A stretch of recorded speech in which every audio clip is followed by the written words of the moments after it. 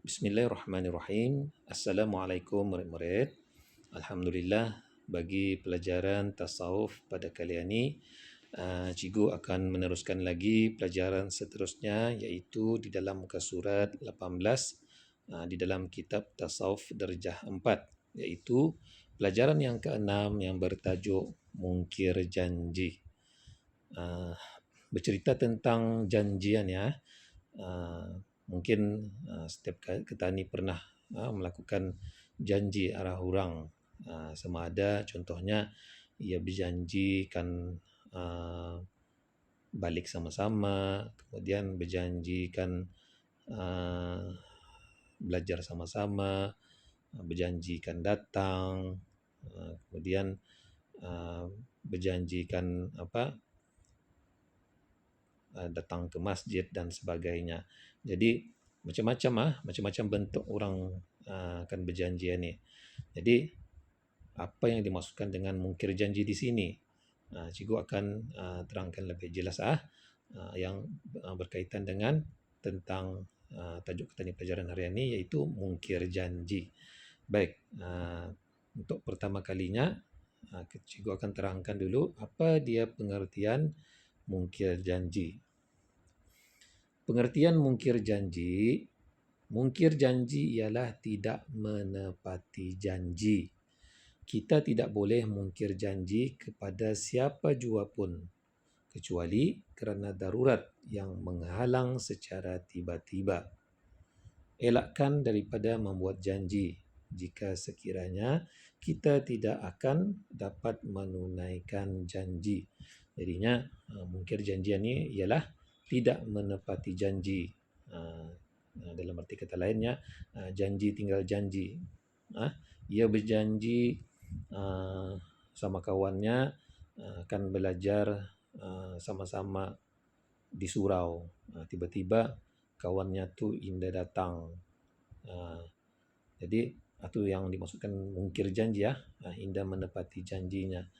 Kemudiannya ia berjanji kalau aku pasnya periksa ni, aku berjanjikan belanja kamu sekelas aninya.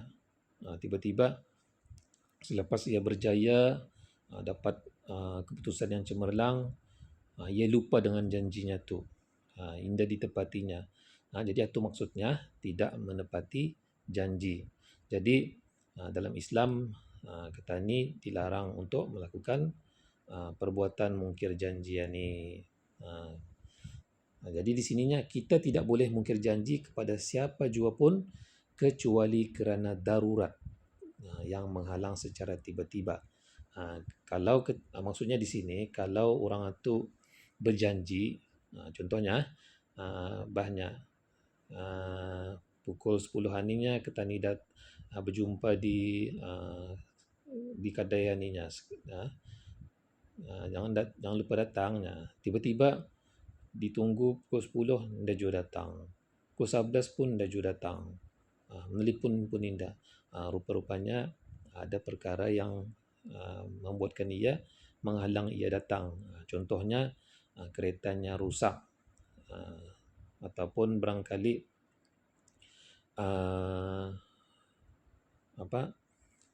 ada perkara yang tidak diingini terjadi yang membuatkan ia indah dapat datang.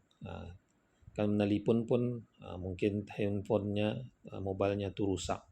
Jadi itulah yang dimaksudkan kecuali kerana daruratnya yang menghalang secara tiba-tiba, bukan yang dirancangnya.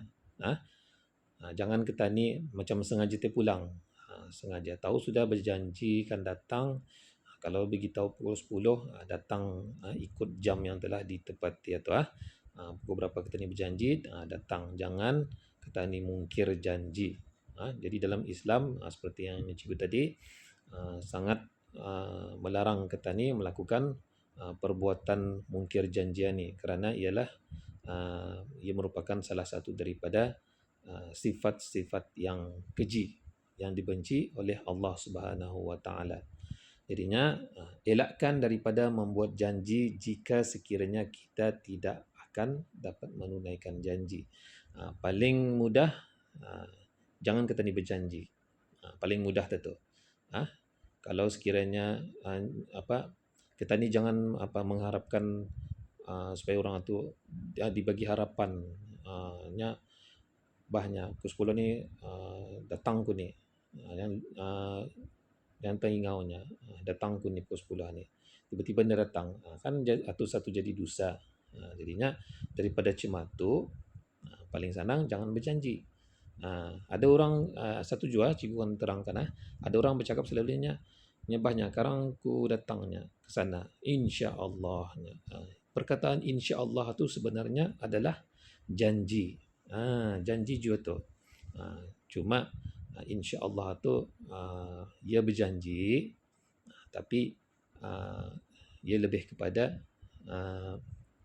berjanji. Cuma kalau ada menghalang sesuatu perkara tu, menghalang ia daripada datang atau yang dimaksudkannya di sana insya-Allah. Jadi paling senang jangan tah berjanji. Paling senang lah tu kita ni takut karang orang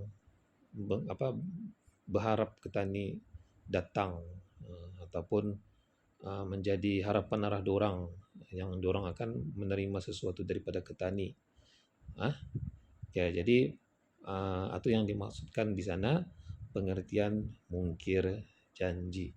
Baik, cuba teruskan lagi di dalam muka surat 19.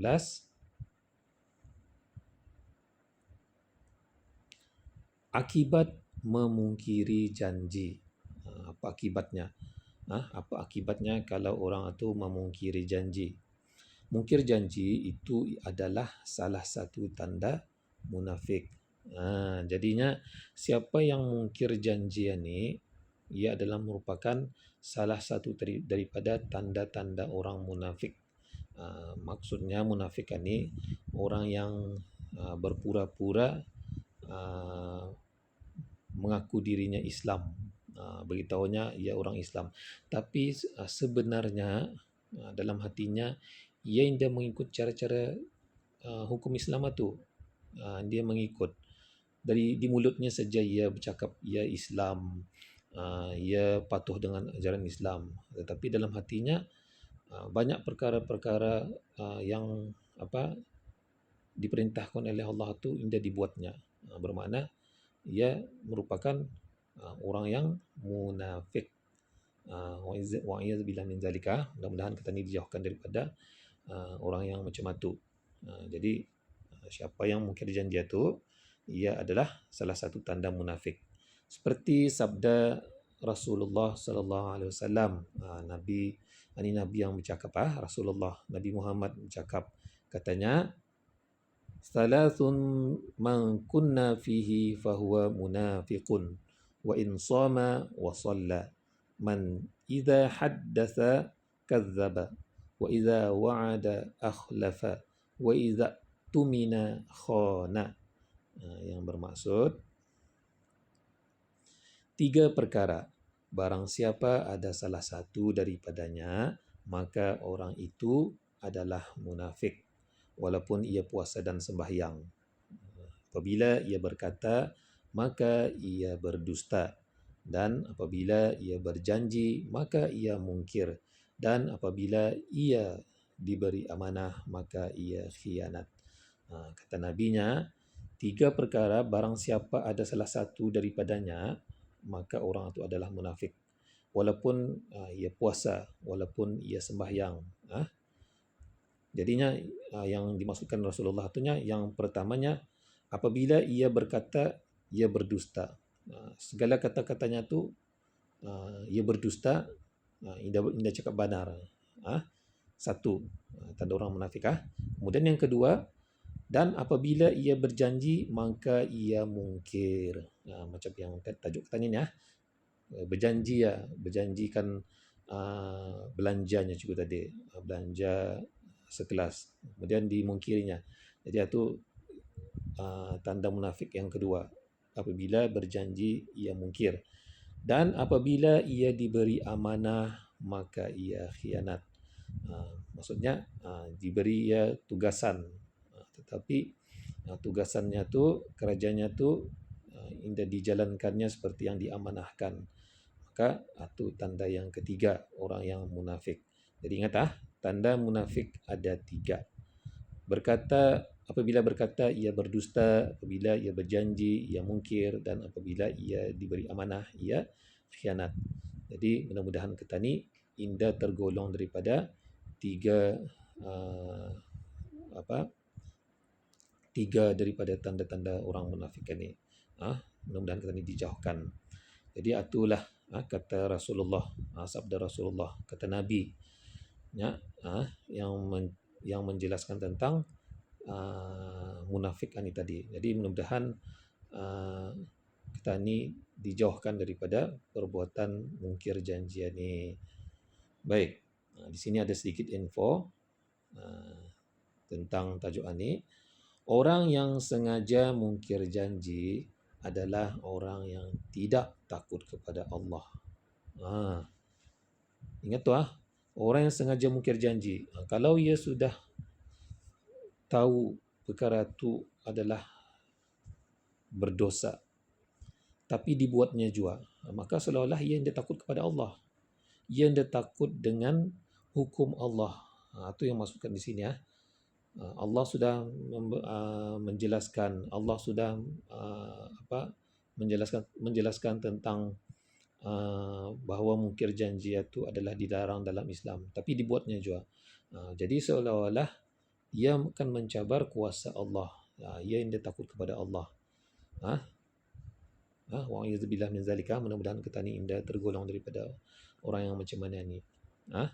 Kalau kita ni takut kepada Allah, maka jangan kita ni buat apa yang dilarang oleh Allah Subhanahu Wa Taala. Ingat tu Okey, jadi bagi pelajaran tasawuf pada kali ini sampai sana saja. Apa yang dapat cikgu kongsikan arah kamu, ingat jauhkanlah daripada perbuatan mungkir janji. Kalau rasanya kamu tidak dapat berjanji arah orang, maka janganlah berjanji. Kalau sekiranya akan berjanji juga, katakanlah insya-Allah, dengan izin Allah aku akan datang ataupun aku akan lakukan apa yang aku janjikan ini, kecuali dengan ada sesuatu yang menghalang, yang mungkin menjadi penghalang arahku untuk datang ataupun untuk menunaikan janji. Jangan kita ni terlampau memberi harapan arah orang. Kalau memberi harapan arah orang itu, kita ni sudah tekad tu sebenarnya. Kita ni sudah benar-benar akan menepati janji kita ni. Jadi kalau tidak dapat dijanjikan, janganlah berjanji. Itu lebih baik daripada kita ni memberi harapan arah orang untuk menjanjikan sesuatu. Jadi ingat pesanan cikgu tu. Jadi satu lagi, mudah-mudahan dengan apa yang cikgu sampaikan ini, kita ni akan sama-sama muhasabah diri, akan tidak melakukan lagi perkara yang dilarang oleh Allah Ta'ala ni, dan mudah-mudahan kita ni indah tergolong daripada salah seorang daripada orang yang munafik, yang mana sangat dibenci oleh Allah Subhanahu Wa Ta'ala. Sekian, sampai sana saja. Assalamualaikum warahmatullahi wabarakatuh.